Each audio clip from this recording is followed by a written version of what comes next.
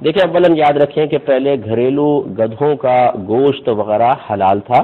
بعد میں نبی کریم صلی اللہ علیہ وسلم نے اسے منع فرمایا۔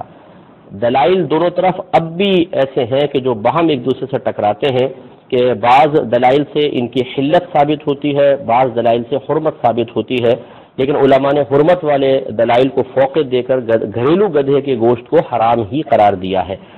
لیکن چونکہ دلائل متعارض ہیں، ایک دوسرے سے ٹکراتے ہیں، یہی وجہ ہے کہ آپ فقہ کی کتابوں میں اٹھا کے پڑھیں کہ علماء فرماتے ہیں کہ اگر کسی پانی میں گدھے نے منہ ڈال دیا ہو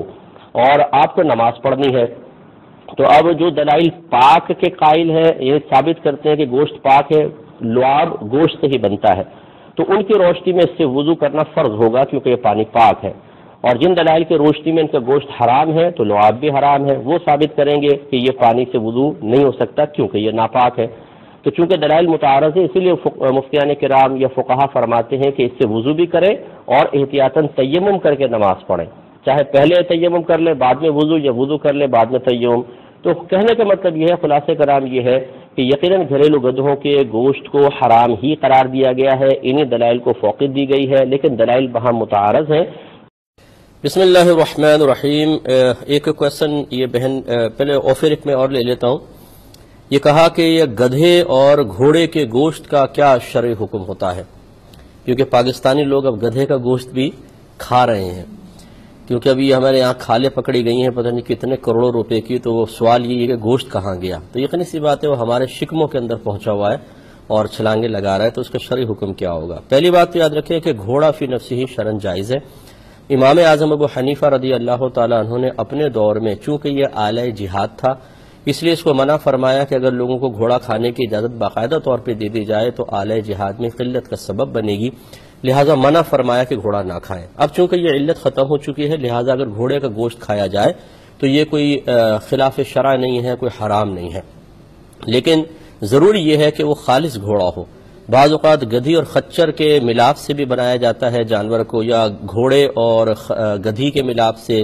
یا اس طریقے سے، یعنی دو، ایک حرام جانور ایک حلال، اگر اس سے کوئی بچہ پیدا ہوتا ہے تو حرمت کا ہی حکم ہوگا۔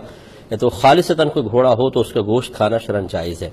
لیکن جو یہ گدھے ہوتے ہیں انہیں کہتے ہیں حمار اہلی، یعنی گھریلو گدھے۔ ایک ہوتے ہیں جنگلی گدھے جن کو آپ کہتے ہیں، ان کا گوشت شرعاً بالکل جائز ہے کیونکہ وہ گھوڑے کے مسئلے حکم پر ہی ہیں۔ صرف حمار کے ساتھ نبی کریم صلی اللہ علیہ وسلم نے اہلی کی قید لگائی۔ جب خیبر کا قلعہ فتح ہوا تو نبی کریم صلی اللہ علیہ وسلم نے گدھے کے گوشت کو، جو گھریلو گدھا تھا، حرام فرما دیا۔ تو وہ کہتے ہیں کہ ہانڈیوں کے اندر گدھے کا گوشت پک رہا تھا، ساری ہانڈیاں الٹ دی گئیں اور اس کے بعد یہ ممنوع ہو گیا۔ لہٰذا گدھے کا گوشت کھانا مکروہ تحریمی ہے، جان بوجھ کر کھانا۔ اگر کسی کو پتہ نہیں ہے اور کسی طریقے سے وہ گوشت پیٹوں تک پہنچ جاتا ہے، اور یہ کوئی مطلب تعجب خیز بات نہیں ہے کہ چھوٹی جگہوں پہ نہ ملے، بڑی جگہوں پہ ملے، کیونکہ جہاں شک و شبہ نہیں ہوتا وہاں اس قسم کے گوشت مل جایا کرتے ہیں، اور گوشت خود تو نہیں بولتا کہ میں کس جانور کا گوشت ہوں، لوگ کھا لیتے ہیں۔ تو بہرحال اگر کوئی انجانے میں کھا لے گا تو انشاءاللہ گناہگار نہیں ہوگا، لیکن جان بوجھ کے کھانا مکروہ تحریمی ہے۔